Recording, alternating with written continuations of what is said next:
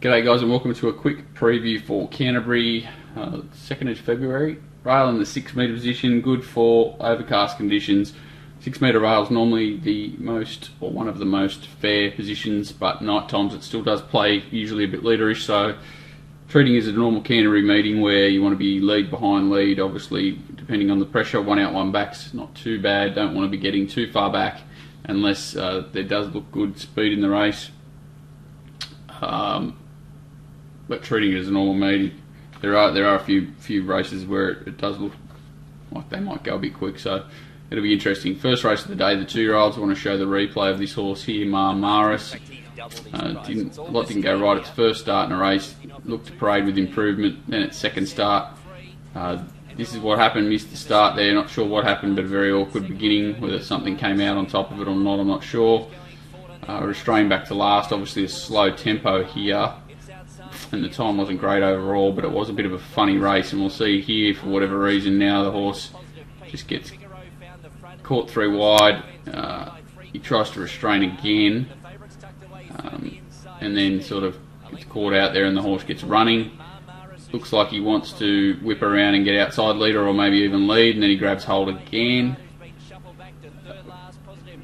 The horse just had no luck. It's already made one run, stuck out there, only second up from a spell, 1200 metres, and he whacks away strongly to go down narrowly. Finds a race here where there is no real speed on paper. Everard does get the blinkers applied, but not a horse that you'd say really wants to charge forward. I think if Maris jumps and controls the speed, it'll be very hard to beat with the rider change.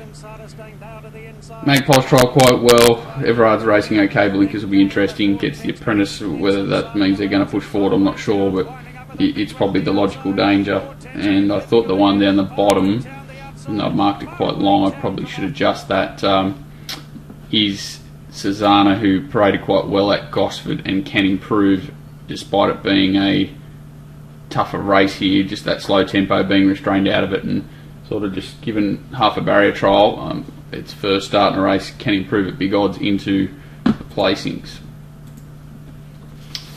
Race 2, an interesting race.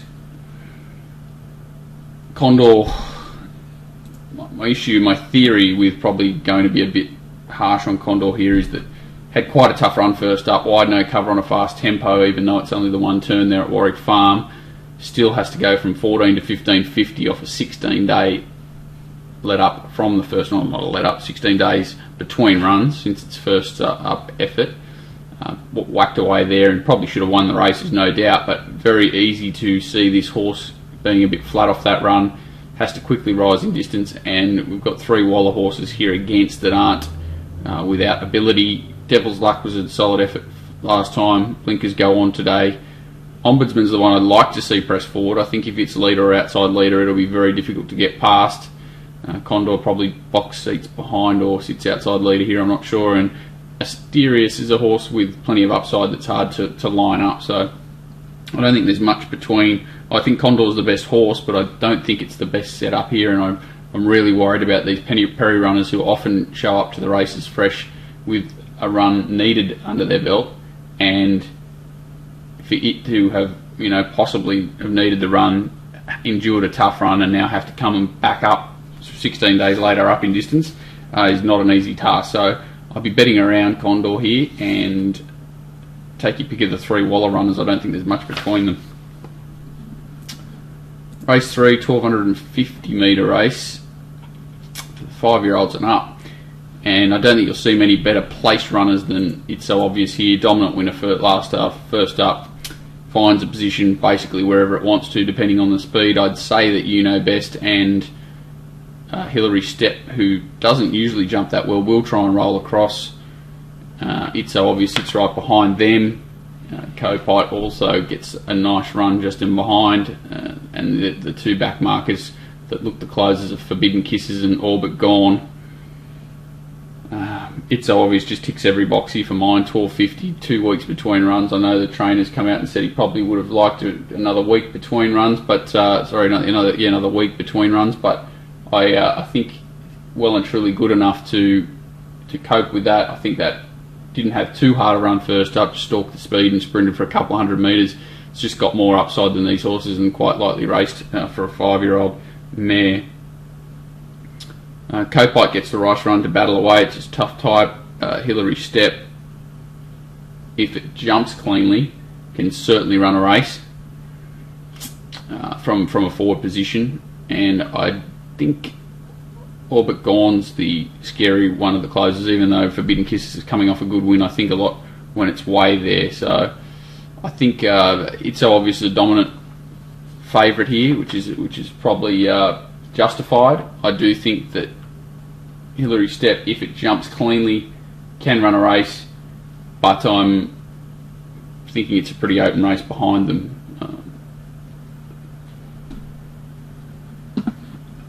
Race 4, ugly race. Jemedar's come out and said it wants to lead, intention to lead. The Mr. Tickets wants to roll forward, probably sits outside at Tennessee Hussey. I assume takes the sit after failing a couple of times from leading position. There's not a lot of excitement in this race either for me. I thought it was a pretty evenly graded race. Mr. Tickets is not the most...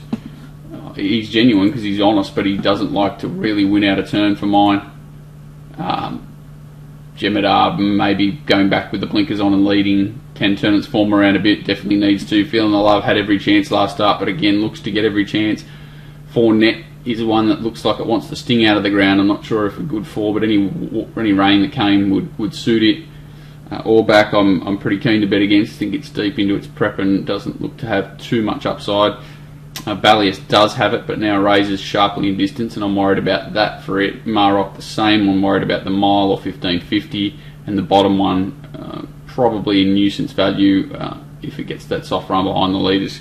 Could poke up. The answer's a pineapple here for mine. If I had to throw some, so I'd say probably Feeling the Love and 4Net, but only because they're going to be the two challengers behind lead and they look like they can run out the 1550, but other than that I can't really get too excited about the race. Race 5, Fortensky looks to tick a lot of boxes here, looks to possibly get the front unless maybe something like Ragins wants to kick up. Certainly going better this preparation. I like the form lines around it, and I just think it gets the right run. The main danger in betting early is Wild and Famous, who could end up 3-back the fence quite easily. Even if it box seats, it's probably got a tough task. It's not the easiest horse to ride, and even though it has ability, it's probably just needs to be exposed really late and dash at them to win. I wouldn't be taking $3.40 to find out, but it can obviously win. Ragins was absolutely barbecued last start and can definitely improve if it settles up on a soft tempo. Kadiro is the horse I'd like to see roll forward if possible. Its run last start was good against better than these and can improve. Star Reflection is an honest type, but it's got much weaker form than this. I'd say it's probably an each way chance, and Oklahoma Girl's a very talented horse, but resumes and probably going to be last here, so set a tough task. It's an ugly little race for the horses back in the field because it doesn't look like it looks competitive for positions sort of 4th, 5th, 6th, 7th, 8th, so those horses may struggle to find the right spots and get into the race. I do think Fortensky is clearly the horse to beat, but in saying that, it's not a horse I really want to take $2.50 about, so it's another pretty much of a wash race for mine. Race 6 is probably the deepest quality race of the day, but very, very difficult once again. Good competition for the front here. The Pharaoh could kick up. Arathea probably increases its chance tenfold if it finds the fence. Just looking at the generated map, so the Pharaoh and Arathea, the two that want to find a position. A lot of runners sort of drawn wide out there would like to sign the same spots of Star and Monsoon and Ghostly, who'd like to box seat as well.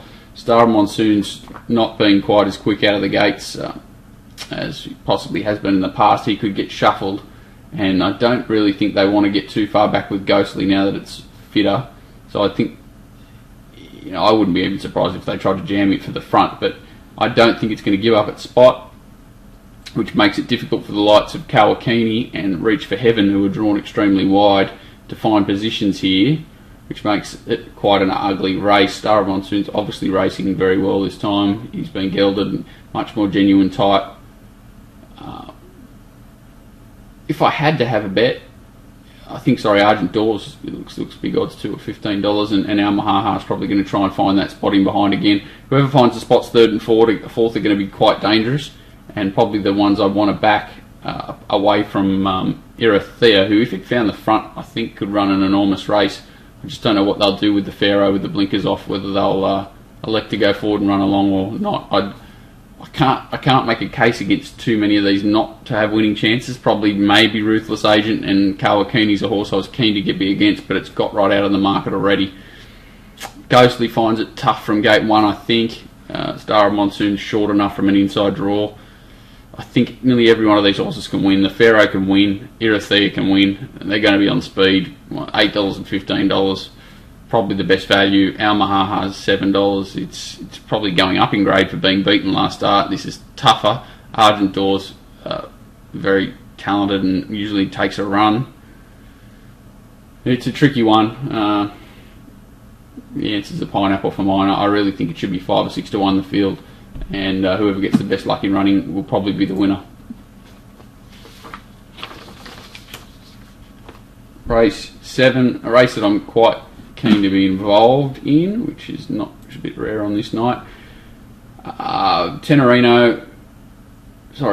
Viceroy, who was a big run last start. Show it's been well publicised, really. Back in trip. I think 1100 metres, watching all its runs now, is probably its pet distance, where it can be strong. It's had the 3 runs back now. Show here, he kind of gets stuck out wide here in the yellow sleeves. They do run along quite quick here. And you see he's never got cover, so he's 3 and 4 wide, 1200 metres, ends up widest.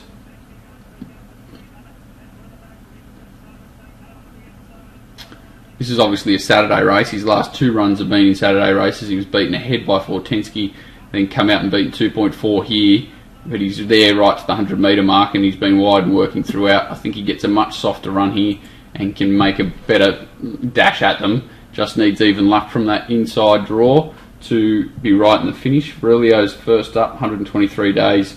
Tough on pacer, can't knock it at 20 to 1, but probably can't find it. Flash Fibian I can't find. Star Crossed has been ridden pretty ordinarily. It's a couple of runs back, I think. Needs to be ridden for speed to have a chance against these sort of horses, so tactics are the key with it. Spending to Win is a horse that resumed behind Star of Monsoon first up and ran quite well. Fastest race there too, so the cobwebs will be blown out. There was 1100, stays at 1100, gets a soft gate. I think it'll be somewhere near Viceroy, but I probably got the narrow advantage to Viceroy over it as a quality of a horse type, so I think I've got to be with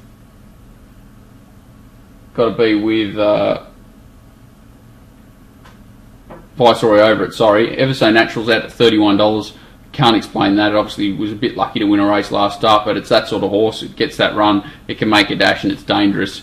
I think it should be shorter. Tenorino is a horse that I'm sort of quite keen on wanting to play here. I do think it's a 1400 metre horse. It got stretched out to the 2000 metres, 1900 metres last start. It was absolutely airborne before she put it away.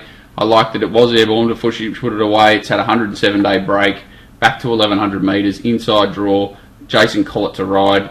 This is the knockout horse of the night. They were betting 50s. It's still around 30s. It looks a big price, and it's a horse that can definitely run a race at odds. All Charisma was pretty much handed the race last start, I thought, with no pressure applied to it. Had to work to get there the start before and just narrowly beaten. Obviously 1100 round Canterbury's ideal for this sort of horse, but it has to cross quite a few runners here, and I can't see it getting its own way again, surely, with pressure from gates 1, 9, so inside and out of it for a position, and even Aurelio can kick up in there. I don't think they'll be walking early this time. Parlez-Vous the other one. Hard in the betting, it sort of always gets back and runs on, but it's been a disappointment to me, the horse. I thought it was a very talented horse early, but he seems more of a grinding finisher than a hard flashing finisher these days, and I think he'll struggle to get past the likes of Viceroy and even Spending to Win. So For me, I like Viceroy and Tenerino here. Ever So Natural, the other one at big odds that I could definitely entertain having something on. The last is impossible, so I'll just go down the page. Allard had a good run last start, right run again, but not an easy task and just never wins out of turn. Duchess Bradil was every possible 2 starts back when a winner. Last start, it was just a terrible ride when dug up out of the gates and over racing 3 wide on the speed throughout. Awkwardly drawn here, but can improve. Genito's speed, he needs to lead, I think, to do its best, but can't see it getting a real soft time of it here with a bit of speed inside and out again. Arizona Wildcat, Lady Sansa's trial well, 68 days between runs with the blinkers back on. Does look a knockout chance in an ugly race. Arizona Wildcat first start for the new stable, 125 days since left Lloyd Kennywell, and does look a bit of a risk here for mine. Chilere, 72 days between runs. Another one that wants to cross from a wide gate and probably looks a risk. 7th Chick resumes for Bjorn Baker, having left the Wallet stable, 156 days, has trialled up okay. A lot of gear taken off this horse. I think they'll probably ride it fairly quiet, and it can definitely be a knockout chance. Miscue won an average race on debut. Still a solid enough win.